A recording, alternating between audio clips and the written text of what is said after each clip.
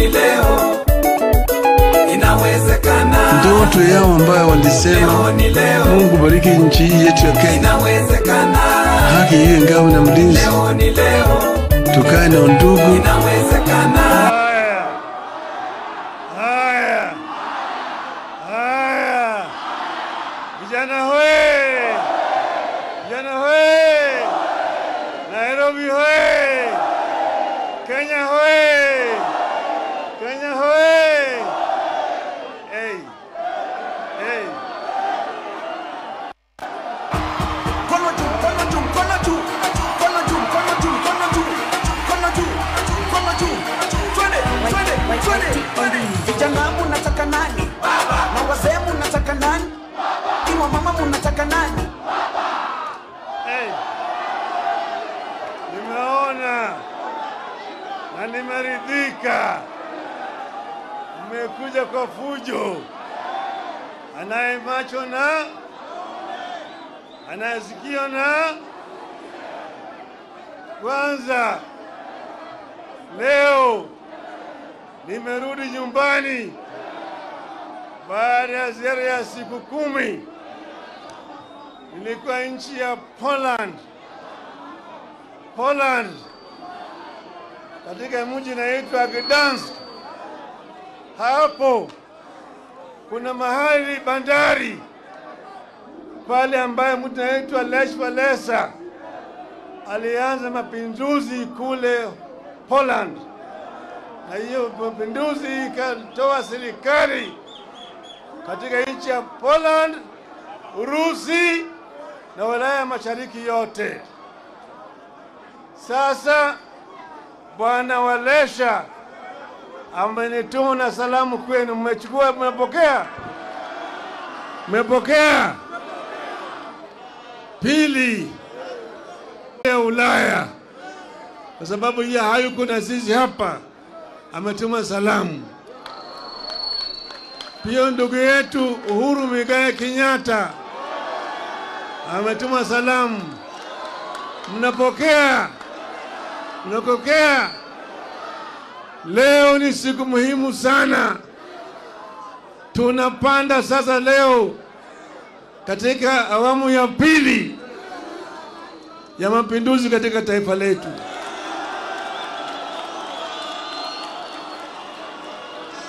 Kwa hivyo nataka mniruhusu kwanza niongee na dunia mzima, nieleze sababu gani fanya yale nataka kufanya.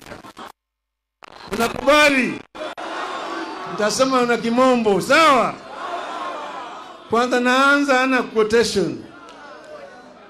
And withhold justice from the oppressed of my people, making widows their prey and robbing the fatherless. What will you do on the day of reckoning, when disaster comes from afar? To whom will you run for help? Where will you leave your riches? Unquote. That is Isaiah chapter 10, verses 1 to 3.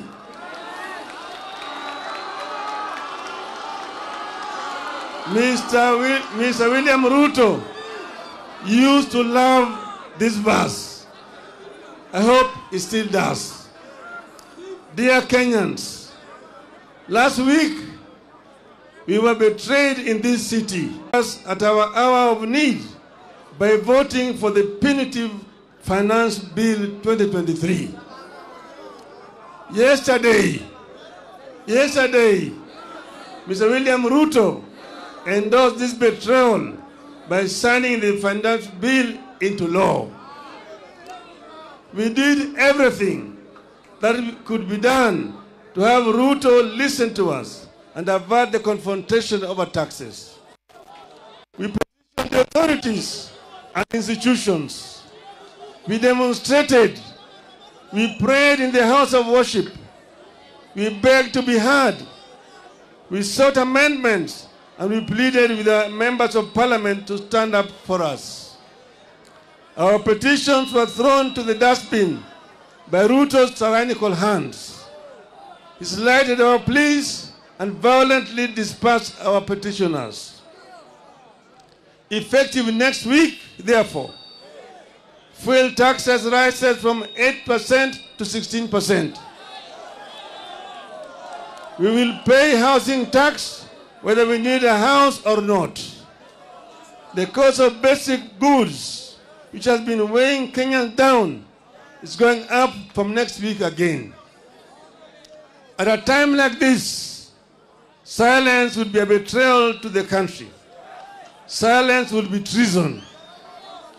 We cannot be a nation of people who, having eyes, refuse to see, and having ears, refuse to hear.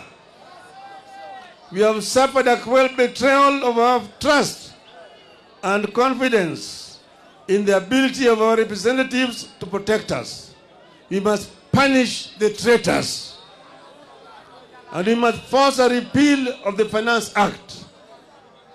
But what happened this past week and yesterday is not just about the Finance Act. This is about the re-emergence of a dictatorship under leaders who cut their teeth and honed their political skills in an infamous school of dictatorship. We all know where Mr. William Ruto is coming from. We all know where Rigathi Gachagua is coming from. In the run-up to the vote on the bill, more than 90% of Kenyans rejected it. Even after MPs voted in favor of the bill, polls continue to show that the majority of Kenyans did not like it. However, true to his character as a dictator, Ruto proceeded as if Kenyans had not spoken and imposed punitive taxes on us without our consent. That is contempt for the people. Democracy. Few individuals can. Last year, Ruto now thinks he can steal anything and get away with it. We have to stop Ruto, and we have to stop it. We have to do it now. We must tell Ruto in no uncertain terms that he has stolen enough for the owners to notice, and he has no more room for stealing the wishes of the people. This gathering must provide an unmistakable response to Ruto and those who think like him, that we are willing and ready to do whatever it takes to roll back dictatorship. This gathering must make it clear to Ruto and all those who are nostalgic about the dictatorship of the past that they will pay a heavy price for their unfortunate experiments. You have some bad news for Mr. Ruto. The betrayal in the city has seeped into every village in Kenya. It has united Kenyans better than any government ever would. While the betrayal has shattered our faith in government and parliament, it has strengthened our faith in ourselves and our power. Consequently, Ruto and all those who think like him are going to learn the painful way never to mess with the people's food, fuel, and freedom.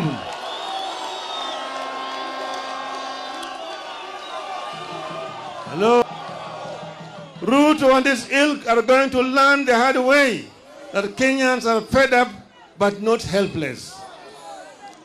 In this time of desperation in the country, Ruto is selling illusions of hope to our people with the phantom proposals that are meant to line the pockets of his cronies.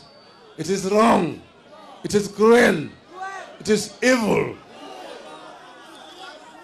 The question we must ask ourselves is, can a leader mean well for the people than the people do for themselves? The answer is no.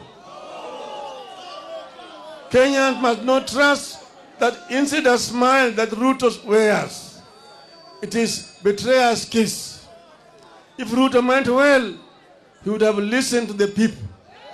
He did not, and now we must fight. Fellow Kenyans,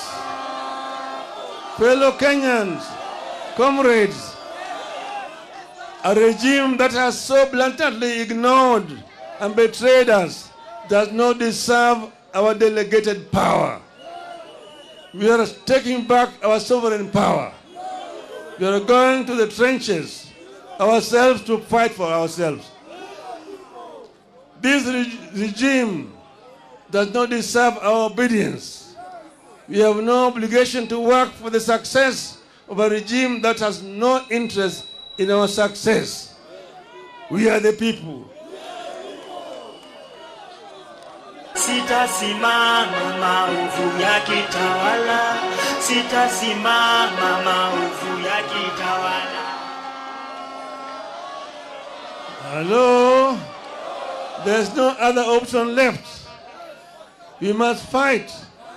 We are going to fight everywhere and anywhere until the Finance Act is repealed. We will adopt a series of acts of civil disobedience.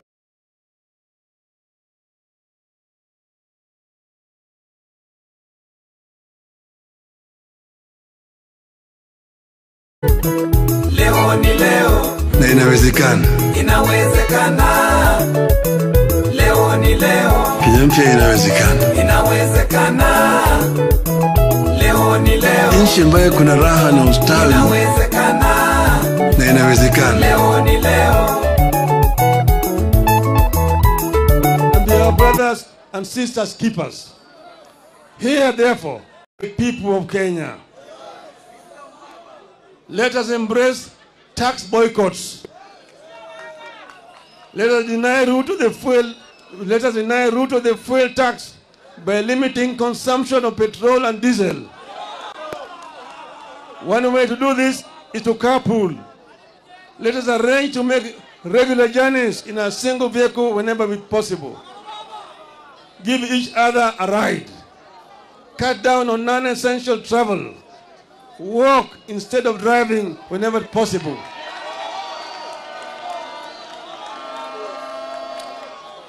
I appeal to all employers to allow their workers time to walk to and from work. I appeal to matatu owners to support tax boycotts. While observing safety measures, maintain the current fare, but double your carrying capacity as part of the civil disobedience. Our police officers should support our call by allowing matatus to carry above capacity at current costs so that Kenyans can commute. Niko tayari kulipa gharama, Hello? I appeal to businesses to disable or avoid electronic tax registers, make nil returns on VAT, and instead give discounts to customers. This way, we shall recover the VAT Ruto is taking illegally through the fuel. I appeal to employers to ignore the punitive deductions of employees' salaries that will only line the pockets of Ruto's strategically placed cronies. Mr. Ruto is driving us off the roads with high fuel prices. We must deny his officers the comfort of driving us off the road with their vehicles. Let us deny the government vehicles and motorcades the right of way that they take for granted. They may sound the sirens as they wish, but everyone must follow the traffic except for ambulances. Dear Kenyans, I'm coming. We know the men and women who visit this unjust law on us. Punish the traitors. Let us name, shame, follow, and isolate the traitors at every turn. Let us picket their public and private offices and their homes until they join the call to have the Finance Act repealed. Today, and with absolute respect and humility, I'm reaching out to the online community in the country and diaspora, the famous Kenyans on Twitter, the content creators and the TikTokers, I have a request to you. Let us gather and share information about the traitors, their Twitter and other social media accounts, telephone numbers, and email addresses, and use this to show the oppressors that power belongs to us, the people. Finally,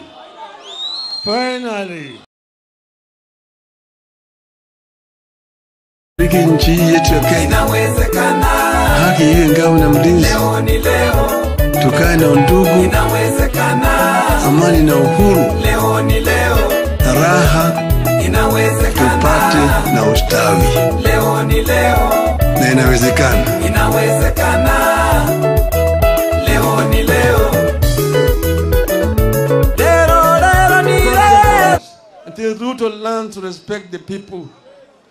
Dear Kenyans, in a democratic country that is founded upon sovereignty of the people, whenever the arms of government, whether the executive, the legislature, or the judiciary, fall into the hands of men and women who use their delegated sovereign power to oppress the people and benefit themselves, then it becomes a right and a duty of the people, in pursuit of the common good, to assert their sovereignty, to disobey those men and women and their laws.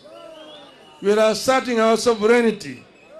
Civil disobedience begins with personal actions. We begin today, and we will continue progressively, discreetly and publicly, culminating in the official start of massive countrywide demonstrations.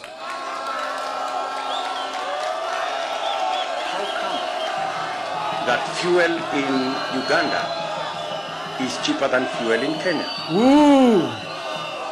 To those who make unjust laws, to those issue oppressive decrees, let us get to work. Let us get to work. Tuanze kazi. Tuanze kazi. Tumesema hao watu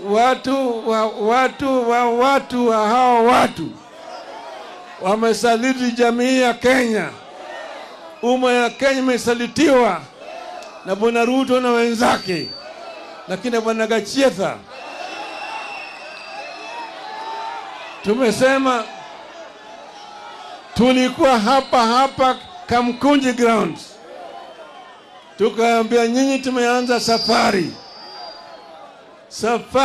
ya kilomita 1000. Unaanza na hatua ya kwanza.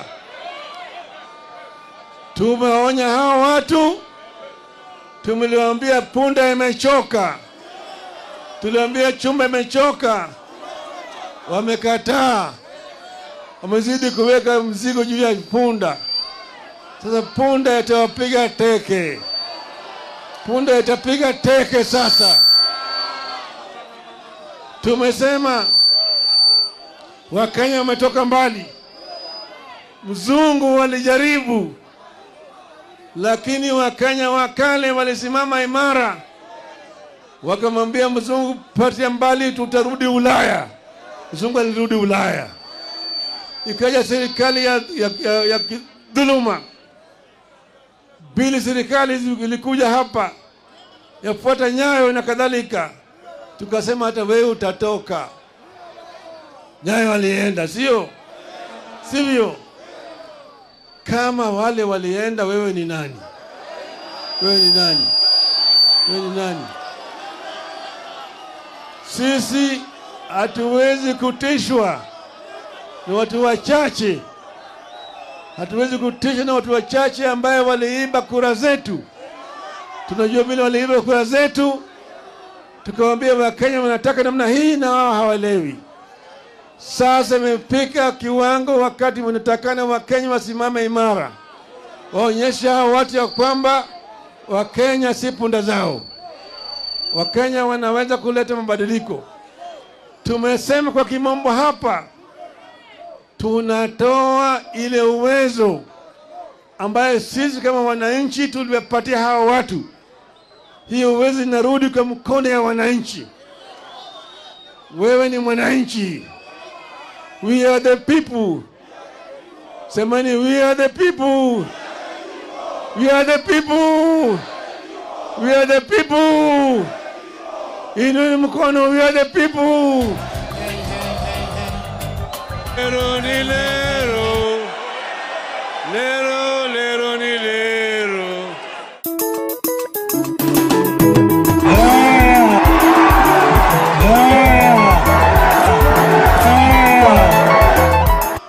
Kamukunji, mwaka wa 60, 1990, mimi na marehemu Kenneth Matiba na Charles Rubia tulisema tunataka mfumo ya siasa yenye vyama vingi, tutoe chama kimoja. Nyayo walikataa, akasema Kenya is not ready for multipartyism. Itachukua miaka 100 kabla Kenya haijarudi kwa multipartyism. Tukasema tuende Kamukunji tuulize wa Kenya. Wakakataa. Tukasema tarehe 7 mwezi wa 7 tutaenda Kamukunji. Wakasema haiwezekani. Tukasema tutaenda. Tarehe 2 mwezi wa 7 jioni wakaenda kwa Matiba na Rubia, wakachota wakapeleka ndani. Siku 2 baadaye tarehe 4 wakaja kwangu wakanichota. Nikamwambia mimi niko tayari. Wakanipeleka ndani. Lakini wa Kenya walijitokeza siku hiyo. Matiba yuko kamiti, Rubia yuko kamiti, Raila yuko kamiti, lakini wa Kenya walijitokeza. Walitoka wakaja hapa. Walipigana hapa na polisi. Watu karibu 50 waliuawa siku hiyo hapa Kamukunji. Lakini mwishowe ililazimisha Nyayo toa Matiba, kutoa Rubia, kutoa Raila na kufungua katiba na kurusha ile section 2 mbali, sio? The power is with the people. Kwa hivyo leo mimi nataka kufundisha Ruto. Tutafundisha Ruto mafunzo hapa. Hajaelewa. Tutamwonyesha. Tutamfundisha. Na Bwana Kachietha, Kenya is bigger than you all. Kenya is bigger than all of you. Mimi nataka ni nyinyi muinue mkono. Mimi mzalendo wa Kenya, na hapa kwamba niko tayari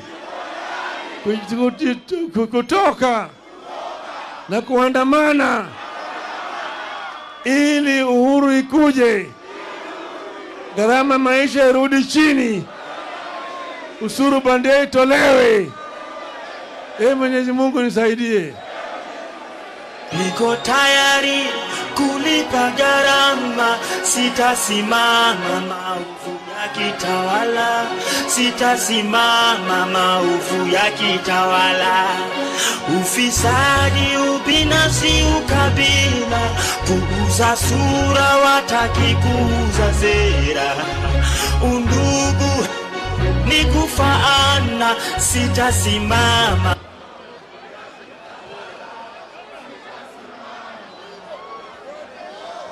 Hello? Niko tayari. Hello? Mama, Shujaa, Martha, Wangari, Karua.